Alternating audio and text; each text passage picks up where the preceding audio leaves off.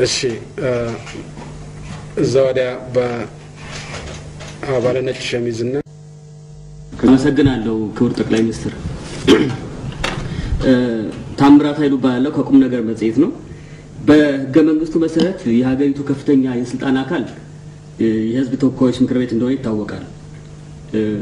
ያም ሆኖ ያስፈጻሚው የስልጣን አካል ቁልፍ ስልጣን ያለው በእርሱ እጅ እንደሆነ ይታወቃልና ብዙ ሰዎች ከዚሁ ጋር በተያያዘ የሀገሪቱ ከፍተኛ የደሞዝ ተከፋይ እርሱ እንደሆነ አድርጎ የማሰብ ሁኔታ አለና ኢትዮጵያ ለጠቅላይ ሚኒስትሩ የምትከፍለው ደሞዝ ምን ያህል እንደሆነ እንደው እግረ መንገዱን ቢገልጹልን። ደሞዝን በተመለከተ ጸረ ሙስና የሁሉም ባለስልጣኖች ደሞዝ አውጥቷል ይመስለኛል። ካላወጣ እስከ ቅርብ ጊዜ ድረስ የነበረው 6400 ነው። ያሁኑ ጭማሪ ገና እኔ ጋር አልደረሰም ያለው ሲደርስ የሚጨመር ነገር ካለ አሳውቃለሁ።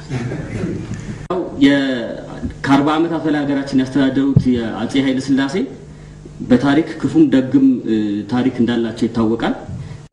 ያው ንጉሱ የሞቱበትና የተቀበሩበት ሁኔታ ብዙ አነጋጋሪ እንደነበር ይታወቃልና ለአፍሪካ አንድነት ድርጅት መመስረትም ሆነ ከዛ ጋር በተያያዙ ላረጉት አስተዋጽኦ ከግምት በማስገባት ኦፊሻላዊ የሆነ የቀብር ስነ ስርዓት የአፍሪካውያን ወንድሞቻቸው ባሉበት በመንግስት ባሳተፈ መልኩ እንዳልተካሄደ ይታወቃልና ይሄንን ለአንዴና ለመጨረሻ ጊዜ ለማስደረግና አጀንዳውን ለመዝጋት መንግስት ምን አስቧል ለማለት ነው። የንጉሱን ቀብር በተመለከተ የአጼ ኃይለ ሥላሴ ማለት ነው ያረፉበት ቦታ ከታወቀ በኋላ ተፈትሾ ተገኝቶ ለቤተሰቦቻቸው ተሰጥቶ ከቤተሰብ ቀብር አኳያ በተገቢው ክብር ተቀብረዋል ብዬ ነው የማስበው። ስለዚህ የቀብሩ ስነ ስርዓት ከነበረው ታሪካዊ ሂደት አኳያ ሊደረግ በሚችለው ልክ ተሰርቷል። የዛሬ 30-40 ዓመት የተፈጸመ ጉዳይ ነው እና ሊደረግ በሚችለው ልክ ተፈጽሟል የሚል እምነት ነው ያለኝ። አሁን ተመልሶ ሌላ ቀብር ያውም የውጭ መንግስታት መሪዎች የሚሳተፉበት ቀብር ማሰብ ምናልባት የሚጋበዙትንም ሰዎች ራሳቸውን ግር ሊያሰኛቸው ይችላል። በመጨረሻ ማንሳው ጥያቄ በሰለጠኑት ሀገራት ያሉ መሪዎች እንደው ከመንግስታዊ ስራቸው ወጣ ባለ መልኩ በአንዳንድ ማህበራዊ ጉዳዮች ላይ ይሳተፋሉና በተለይ በስፖርት ውድድሮች ላይ በአንዳንድ ትምህርት ቤቶች በመገኘትም መጽሐፍትን በማንበብ ለተማሪዎች የንባብ ባህል እንዲዳብር ጥረት ያደርጋሉ። እርሶ ባለፉት 20 ዓመታት በእንደዚህ አይነት ነገሮች ላይ ሲሳተፉ አልተመለከቱም ወይም አመልጦ ሊሆን ይችላል። ከዚህ አንፃር በሚቀጥሉት 5 ዓመታት ምናልባት ባለው ትርፍ ጊዜ እንደዚህ አይነት ማህበራዊ ነገሮች ሲሳተፉ ልናዩት እንችላለን። አመሰግናለሁ። መሪዎች የራሳቸው አመለካከት አላቸው። እኔ የተቀጠርኩት የመንግስት ስራ ለመስራት ነው ብዬ ነው የማስበው። ኮንትራት እሱ ነው። ከዛ ውጪ ኃላፊነት የለብኝም። ሶሻል ማህበራዊ ሞዴል ለመሆን ምን ለመሆን ወይም ስፖርተኛ ተወዳዳሪ ለመሆን የተሰጠኝ ኮንትራት የለም። የመንግስትን የጠቅላይ ሚኒስትርነትን ስራ እንደሰራ ነው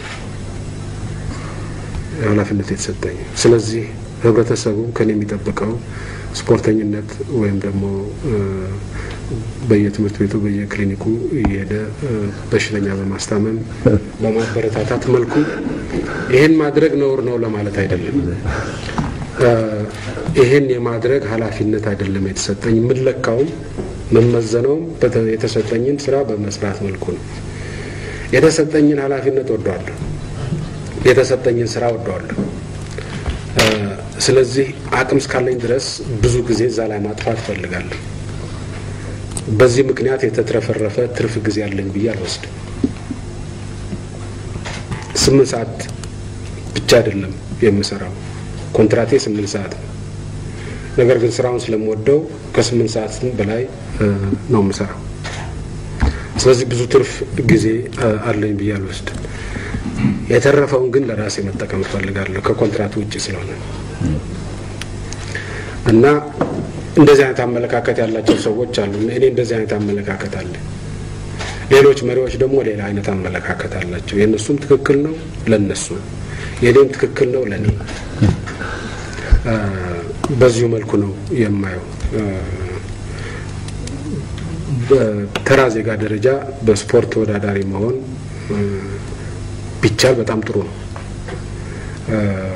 ካልሆነም የራስን ጤንነት ለመጠበቅ በሚያስችል መልኩ መስራት ተገቢ ነው። የራስን ጤንነት ለመጠበቅ በሚያስችለኝ መልኩ ሞካክራለሁ። ከዛ ባሻገር ችሎታ የለኝም። ችሎታ በሌለኝ እንትን ላይ ችሎታ ካላቸው ሰዎች ጋር መንደፋደፍ የሚጠቅም ሆኖ አይታየኝም።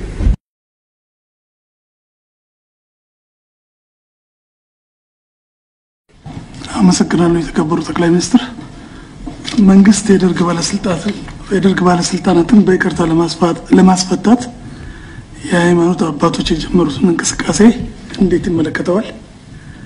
እንዲህ አይነቱን ግዙፍ የሰብአዊ መብት ጥሰት ላካሄዱ ሰዎች ምንም አይነት ይቅርታና ምህረት እንዳይሰጥ የሚከለከል ህገ መንግስታዊ ትዕዛዝም አለ። ይህስ እንዴት ይታያል? የሃይማኖት አባቶች ይቅርታን ለማስፋፋት መቻቻልን ለማጠናከር የሚያደርጓቸው ነገሮች በሙሉ ሊበረታቱ የሚገቡ ናቸው። በደርግ ባለስልጣኖች ወንጀል ላይ ክርክር ሊኖር የሚችል አይመስለኝም። ስርዓቱ እንደ ስርዓት ወንጀለኛ ነው። ግለሰቦች ብቻ አይደሉም። እንደ ስርዓት በዓለም ጥቂት ተወዳዳሪዎች ያሉት የከፋ የወንጀል ስርዓት ነው። እነዚህ ሰዎች የፈጸሙት ወንጀል እንኳን ለደረሰበት ለሰማውም ቢሆን በጣም የሚዘገነን ነው። በጣም የሚዘገነን። እዚህ ላይ ልዩነት ያለ አይመስለኝም። ሌላው ቀርቶ ሃይማኖት አባቶቹ ራሳቸው በአንድ ወይም በሌላ መልኩ ገፈቱን ሳይቀምሱ የቀሩ አይመስለኝም። ስለዚህ እነሱም ቢሆን የሚያውቁት ይመስሉኛል። እና አሁን ጥያቄ ሊነሳ የሚችለው የስርዓቱ ወንጀለኝነትን ለጥያቄ ማቅረብ አይደለም። የስርዓቱ ወንጀለኝነትን በምንም መልኩ ለጥያቄ ማቅረብ አይቻልም። በተግባርም ተረጋግጧል። ህዝቡ ያውቀው ነበር በፊትም፣ አሁን በፍርድ ቤት ተረጋግጧል ምን አይነት ወንጀለኛ ስርዓት እንደነበረ። የግለሰቦቹ አስከፊ ወንጀለኝነትም አይደለም ጥያቄው፣ በፊትም ይታወቅ ነበር፣ አሁን በፍርድ ቤት ተረጋግጧል። ይሄም ሆኖ በእድሜ እየገፉ ያሉ ሰዎች ናቸው። በስተታቸው ከተጸጸቱ ምህረት ሊደረግላቸው ይችላል የሚል ጥያቄ አባቶች ማንሳታቸው ነውር ነው አልልም። መንግስት ሊቀበለውም ላይቀበለውም ይችላል። በሃይማኖት መሪዎች ይሄ ነገር መነሳቱ ግን ከሃይማኖት መሪ ስራ ውጪ ነው ብዬ አልወስደውም።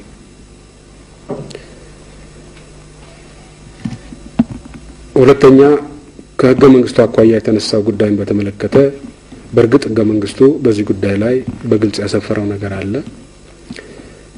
በዚህ ወንጀል ተከሰው የተፈረደባቸው ሰዎች በይቅርታ ይታለፉም ይላል። ከዚያ አኳያ ሊደረግ የሚችለው የሞት ብይን የተበየነባቸው ካሉ ወደ እድሜ ልክ ስርዓት ሊቀየር ይችላል እንጂ ጠቅላላ ይቅርታ አይሰጥም ይላል ህገ መንግስቱ። ሁልጊዜም መከበር ያለበትና የተከበረ ጉዳይ ነው።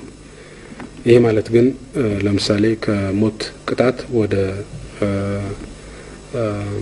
እድሜ ልክ ስርዓት መቀነስ አይቻልም ማለት አይደለም። ህገ መንግስቱ ይሄን በግልጽ ያስቀምጣል፣ ይቻላል ይላል። ከዚህ ውጪ በህገ መንግስቱ ውስጥ ሆነው ሊሰሩ የሚችሉ የቅጣት ማቅለያ ወይም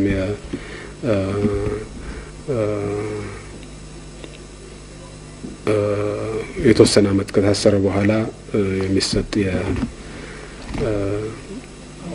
አመክሮ ጉዳይ የተለያዩ አማራጮች ሊኖሩ ይችላሉ። ህጋዊ አማራጮች ሊታዩ የሚችሉ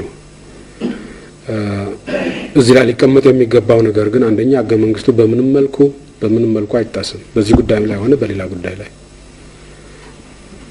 ሁለተኛ የሃይማኖት አባቶች እንደዛ አይነት ጥያቄ ማንሳታቸው ነውር አይደለም።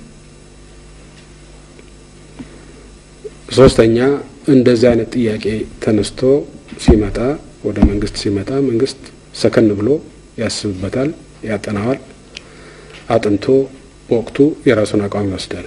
እስካሁን ድረስ በዚህ ጉዳይ ላይ የመጨረሻ ውሳኔ ተወስኗል ማለት አይቻልም። ገና ለወደፊት የሚታይ ጉዳይ ነው የሚሆነው። የዛሬውን በዚሁ እናጠቃልላለን።